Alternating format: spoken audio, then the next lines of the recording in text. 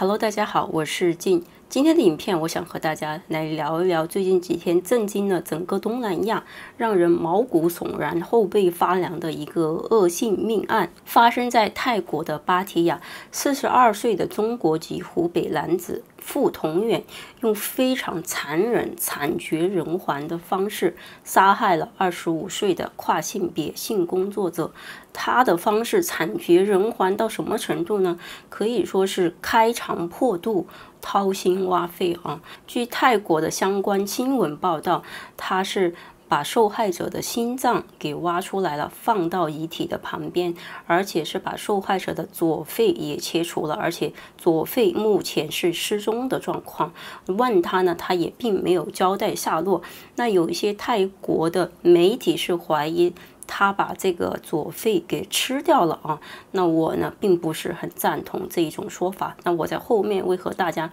来解释为什么我不认为他把这个肺吃掉了啊。还有其次就是呢，他是把受害者胸里面的矽胶假体也全部挖出来了。你想一下是多么残忍，是什么样的仇恨才会如此残忍的手段去对待另外一个人呢？而且啊，他是把受害者的全身从颈部一直到他的私处全部都有毁坏掉，他就是说拿凶器全部都把整个身体都破坏掉了啊。那说实话啊，今天我在看相关的案情的细节的时候，我真的是毛骨悚然、后背发凉，真的是觉得真的太惨无人道了一个事情啊。那这个案件呢，大概是这样的：42岁的中国籍湖北男子呢，是一个电焊工，他此次到泰国呢，已经是第3次前往泰国了。他这一次呢是独自前往的。他到了芭提雅之后呢，是短期的租住了一个公寓，租期是7天时间而已。那他其后呢，通过微信的方式认识了25岁的跨性别受害者，然后呢，他们就在微信上面各种的交涉，然后就谈好了价格。在4月26号的凌晨呢，受害者就应邀去到傅同远所租住的公寓当中。当天晚上呢，当这个受害者去到傅同远租住的公寓之后呢，大概是在凌晨的时候，同公寓的邻居有听到傅同远的房间传来激烈的争吵声和打斗声，而且他们还听到受害者大声的喊叫：“请你不要伤害我。”那其后呢，很快大概过了1个小时之后呢，就没有任何的声响了。那这个时候呢，受害者可能已经都被害了啊。那重点是在他把受害者杀害之后呢，他是对受害者进行了开肠破肚，而且他所使用的工具是他提前就准备好的。他和受害者的性交易的价格呢，是以8000泰铢成交的。那其后呢，傅同远他杀害了被害者之后呢，他还在同一个房间睡了一晚上。次日的凌晨6点多，他就匆匆忙忙的拿着行李奔向了机场，试图逃离泰国，返回中共国。那这个时候呢，他公寓当中的邻居因为他们凌晨的时候听到了打斗声和呼救声，这个时候他们选择了报警啊。报警之后呢，联系了公寓的管理员去敲门，敲门呢并没有人开门，然后这个时候警察就破门而入了。破门而入之后呢，就在洗手间中发现了受害者的遗体，然后他的左肺已经消失了，心脏和胸内的假体都被挖出来了，整个尸体呢是惨不忍睹啊。那这个时候呢也非常给力，泰国的警方呢就迅速的联系了移民厅，就迅速的奔到机场去，把傅同远在机场给抓获了啊。那这个是大概的事件的经过啊。那具体的案件的过程和这个案件的结果呢，因为刚刚发生了2天而已嘛，泰国的警方是还在调查当中。那傅同远呢，他现在也是守口如瓶，也没有透露任何的信息啊。根据泰国警方目前公布的信息去看呢，他也是承认他所犯犯下的罪行是供认不讳的，但是他对受害者所失踪的左肺是闭口不谈的。他说他不知道这个去哪里了啊。傅同远他说，他当时会伤害受害者，是因为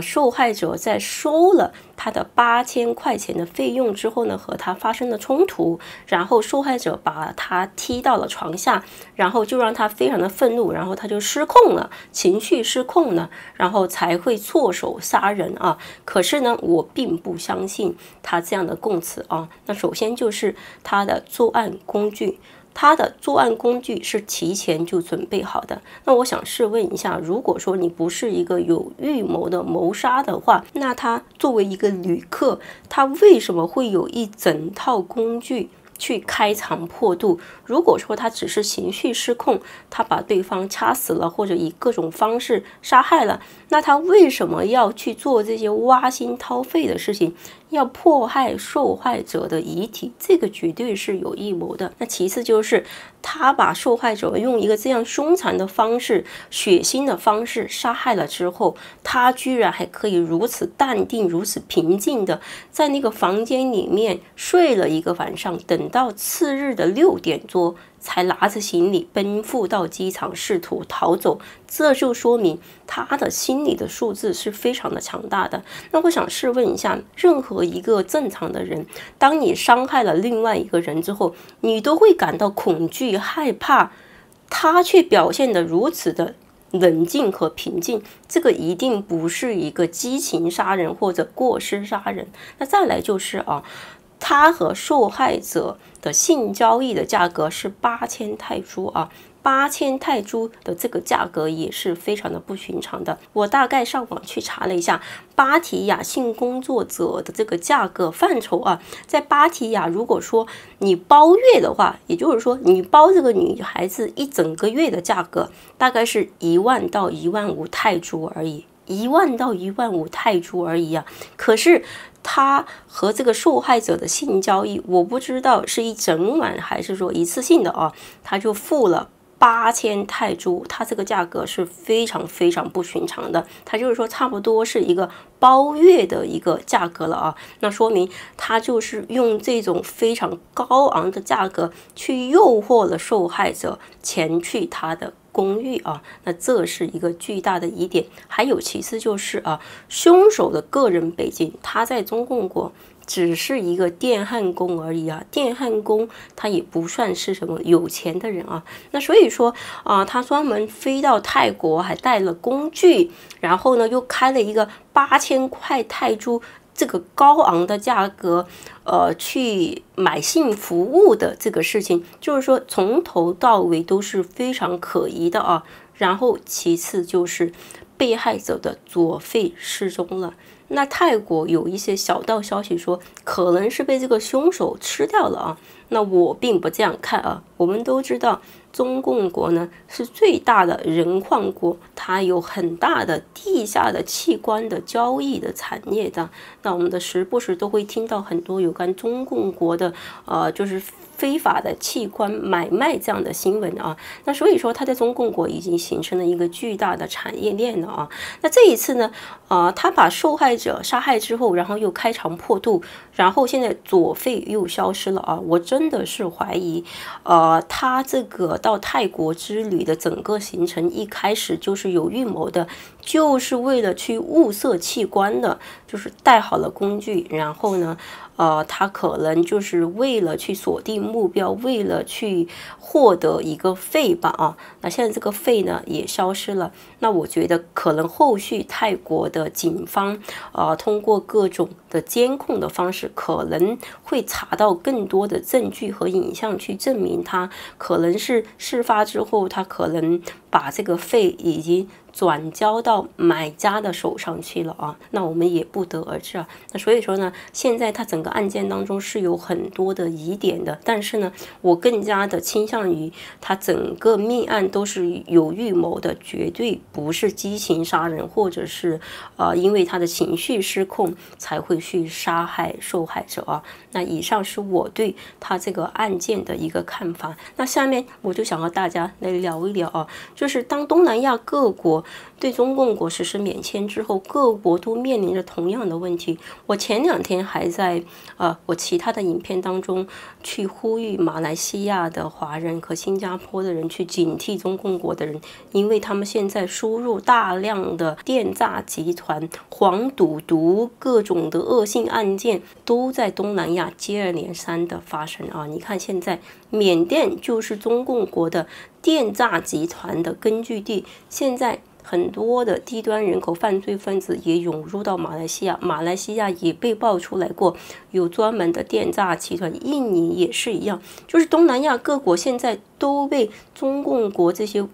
犯罪分子和低端人口给彻底的包围了。尤其是现在中共国的经济如此萎靡的情况下，他在他自己的国家里面找不到吃的了，找不到工作了，这个时候这些低端人口他们就想尽办法到东南亚来淘金呢。东南亚各国社会的治安和犯罪率也是上升了很多啊。我们都知道泰国，你看马来西亚、新加坡也是有几个命案是由中共国人制造的啊。就是在整个东南亚，目前来说，在整个东南亚，除了新加坡之外，因为新加坡的法律非常的严苛啊，所以说他们还不太敢来这里大肆的造势来违法乱纪。但是像泰国，它这样，它本身它就有很多漏洞的地方啊，它就变成了中共国这一些犯罪分子犯罪的天堂与温床。那说实话啊，在东南亚各国对中共国人免签之前呢，我是经常去泰国和马来西亚的。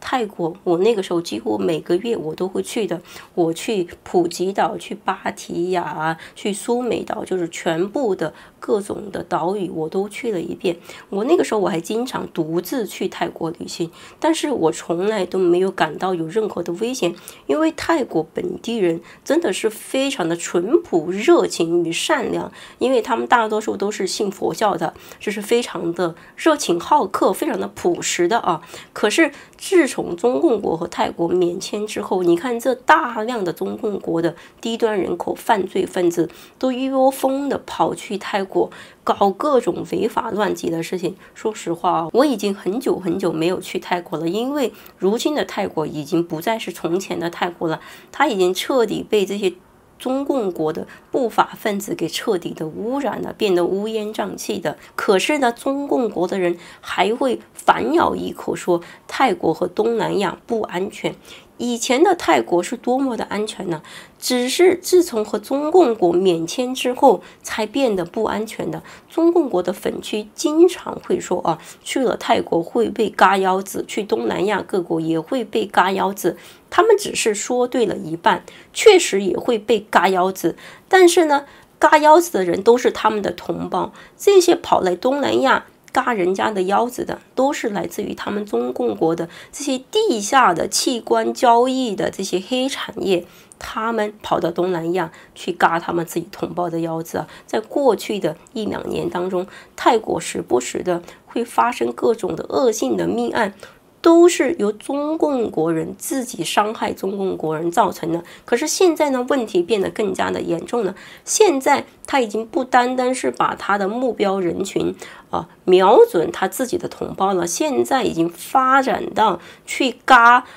泰国本地人的腰子了。你看此次案件当中的受害者，他的肺就不见了啊！我是绝对不会相信他搞这些开肠破肚的事情只是为了去玩弄这个遗体，他一定是为了他的器官的啊。那所以说啊，现在啊，我在想啊，刚刚因为泰国审计大厦的倒塌，泰国人对中共国的人已经有非常大的怨气和仇恨了。现在在这么短的时间之内，又发生了一个如此恶性的案件，我觉得整个泰国离反中排华真的不远呢。如果这一次凶手傅同远他在泰国没有受到严格的法律的制裁的话，我觉得会引起泰国民众的极大的不满的情绪的啊。那我大概去查了一下，泰国呢目前为止还是有死刑的。那我真心的是希望凶手能被执行死刑，因为他的作案的手法真的是太残忍了。那我在我以往的影片当中